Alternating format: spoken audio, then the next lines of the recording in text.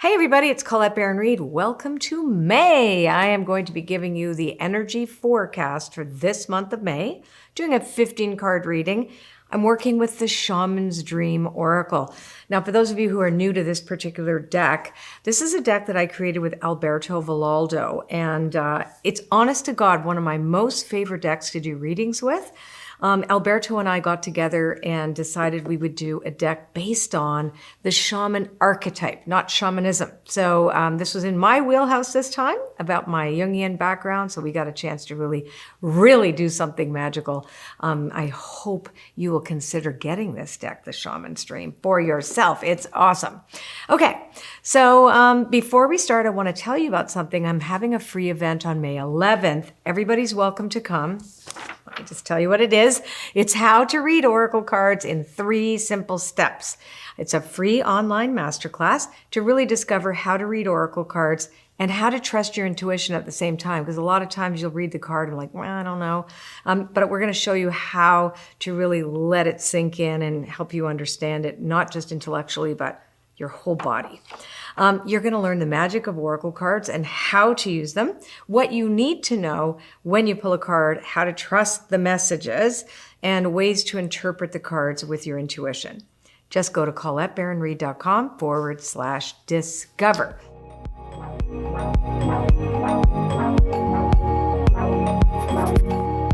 Okay, so I'm going to use a 15-card reading. I've done this a lot lately. You guys seem to like it, hence why I'm keeping on doing it. The first 3 cards are going to tell us the theme, the energetic theme for the month of May. And let's take a look at this. These cards are not read reversed. Okay, so this is really interesting. At the center, we're going to say that the first card represents resourcefulness. It's the horned cactus. And if you hear some noises outside, it's because I have a construction crew outside my windows and I can't make them go away. So anyway, noise aside, resourcefulness, resilience, being able to manage whatever difficulties that we have in the outer world. There's a lot of resources available to us this month, which is fantastic. So on either side of it, we have Fortune's Wheel, which is all about luck and right timing. We also have Covenant, which is the sacred contract. So what that tells me, let's say on a bigger collective level, because typically, I am doing a general reading and I'm looking at the energies that impact everybody. And so what this is about is really about trusting the destiny of the whole evolution that's happening right now with the human race. We are facing so many chaotic experiences that one tends to end and another one starts. It doesn't matter where you are in the world. So we're not talking about the chaos. I don't like to focus on that. I don't bypass it, but I want to find out, how do we manage this? You can keep staring at the chaos, but you got to figure out a way how to get resilience and be resourceful and be in the now, like in the center of the storm, instead of allowing yourself to getting tossed around by it, if it's possible, right? Sometimes if you're right in the middle of something, it's not possible. But here it tells us that we have a lot at our availability this month. So it's spiritual resourcefulness, also opportunities that can come to us. But really, ultimately, at the end of the day, because it's the sacred covenant, we are looking really at seeing the world through a spiritual lens and coming back from the us against them, because this is also about the sacred contract for unity. So this is a focus more on how do we become more unified, which is the opposite of what's been advertised, if you will, which has been all about division. So this is really bringing back more of a unified idea about how we might work together, even if we are seeing things through a different lens or, a different perception or perspective because of our different experiences. So this is coming together. Now, what's really great about this is that the sacred contract that allows us to see Fortune's Wheel, which is about right timing. And I do think that a really good astrology reading, I always look at Colin Bedell's work from Queer Cosmos. I love Pam Gregory's work, so you might want to check out their videos. There's some very, very interesting perspectives about how the stars align and how they, mirror what goes on here. So I know that we've gone through another eclipse. I know that we've also just had this Neptune-Jupiter conjunction. I'm not an astrologer, so I'm not talking a lot about that. But there's evidence in the stars that these things are coming together for us too. So don't just look at card readings, look at everything. I always say, like, blend the astrology, blend the cards, put all the different techniques together and you'll get a big picture. So anyhow, this is I think it's very hopeful.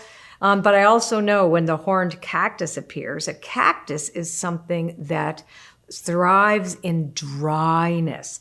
So things that you would assume dry spells are when there's not like rich events. For example, you might have inflation, right? So this is a perfect card for inflation, because it's how do I get resourceful and resilient during a time where I'm in a dry spell. I'm in the desert right now. This is where I'm trudging around the desert and I have to find a different way. This is about having an exoskeleton. This is also issues around water. So the cactus is a plant that gets its water from very, very deep in the ground and retains its water so that it can survive and thrive in very dry conditions.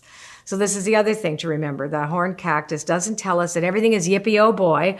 And oh boy, Colette said it's going to be resourceful, resilience, fortune, all those good words. Also, there's going to be the horned cactus. It's a marker for dry times. And issues with water is also another symbol of this, right? So you would have on one extreme, you have floods and then you have drought. So, but because it's a cactus, it's about conserving your energy, conserving what is important to you during a time of drought. Okay, so, and the drought is not necessarily reflected in your physical surroundings. It's more the internal and, short-term environment. Okay, so where are we naturally heading? Again, this is energy. You'll figure out how it applies to you. So the next three cards tells us the natural flow of things and what it's requiring of us. And this makes a lot of sense, actually. So, they don't always make sense. So we have, oops, sorry, Mark. I know my husband's looking at how am I, it was Moon and Virgo, am I doing the cards? Do they look good? So here we go. In the center of these next three cards is dances on one foot. And that is always about balance. Now, balance and resourcefulness, these two center cards have a relationship. So, and balance does not mean, when the scales are equal. That's not what balance, that's justice, right? Balance means the ability to walk on a tightrope, and you will not be stable all the time, but you will be in balance as things shift and change. So that you are capable of it. So this is also because it's resourcefulness. Now we know we have the capacity to manage what seems to be unmanageable circumstances and situations, right? We can do it. How do we do it? Well, Magician's Sword, confidence in your magic, not confidence and certainty in the outer world. We're not going to get that. I think we've figured that out in the past couple of years now, that our definition of certainty can't have anything to do with the expectations that the outer world is going to be what we think it's supposed to. Just like I said, just when one thing ends, another one starts again. So we have to understand that confidence in our magic, the confidence and certainty has to come within. And remember, I talked about that sense of spiritual covenant, right? The sacred contract that we have with our higher power. We have to remember that. So, and I always talk about manifesting is all about co-creation with the divine and maintaining a feeling state in spite of the lack of evidence in our outer world. So this is reminding us that the magic is in us. It is not something that comes from outside us. Nobody's coming to rescue you. You have to participate in your own rescue right now. And how do you do that? Well, deep quiet, meditation and stillness. It is having impeccable self-care. Very, very important that you recognize that that is a superpower. And I know a lot of people say, well, I'm working 3 jobs. There's inflation. I don't have time to meditate. I don't have time to slow down. I want somebody to come get me. I get it, right? Or I've had a history that's been problematic, and all of these different conversations are all important. But what's more important is to take the time, like make the time. We're here for such a short time. So if we don't pay attention to self-care, if we don't put our oxygen masks on first, we're going to contribute more to the chaos than we are to the beauty. So you're going to either, help foster fear and all the difficult, divisive, problematic conversations, etc., or because you are rested and because you are connecting to spirit first before you care about anything else in your world, you are spirit-driven, you are purpose-driven, and you are looking for unity. And you can only do that if you've slowed down long enough to say, how can I? To ask the right question is, how can I contribute? How can I contribute to this compassionate prosperity, which is all about the unity that we're looking for. And all of us are looking for greater spiritual meaning in our lives and the outpicturing of that. We want it to show up in our environments, but we can't do that if we're constantly dividing ourselves. So think for yourself on this one. Now, the next group of 3 are going to describe our obstacles. Then we have hidden influences, and then we have the wild cards, which is, when stuff does happen that are amazing, that we have nothing to do with, that can either really help us or send us on a bit of a detour. But here, these 3 cards here are talking about the actual obstacles and the things that we have to work through. Last month, I really focused a lot on the obstacles, and really those obstacles showed up for me because I'm fascinated, of course, the month later when I look back on it, I wonder what that actually meant, because when I'm doing the reading, I kind of know, but I'm getting the downloads and my guides are talking and I'm like, okay, I'm not really sure how that's going to go, but I'm just going to talk about it.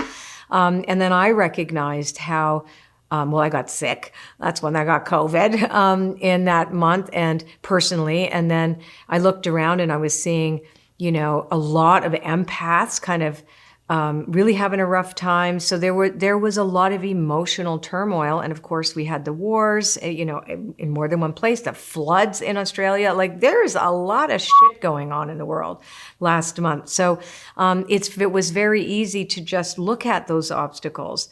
But the obstacles really at the end of the day were yet again reminding us about our self-care. If we had the privilege to be in a position to engage in self-care, that way we can contribute more. It really is. If we can, we need to, right? That's just the way it is. So let's find out what's up. What is up around the obstacles? Here we go. Transmuting pain. Same card as last month, and I think we got it the month before. I know we've had it a couple of times. So this is really beautiful. So these cards either tell us what are hindering us, or they actually tell us, what is the energy that actually can help us move through the obstacles. And transmuting pain is an important one, the Fool's Embrace. It's about grief. It's about not avoiding the grief.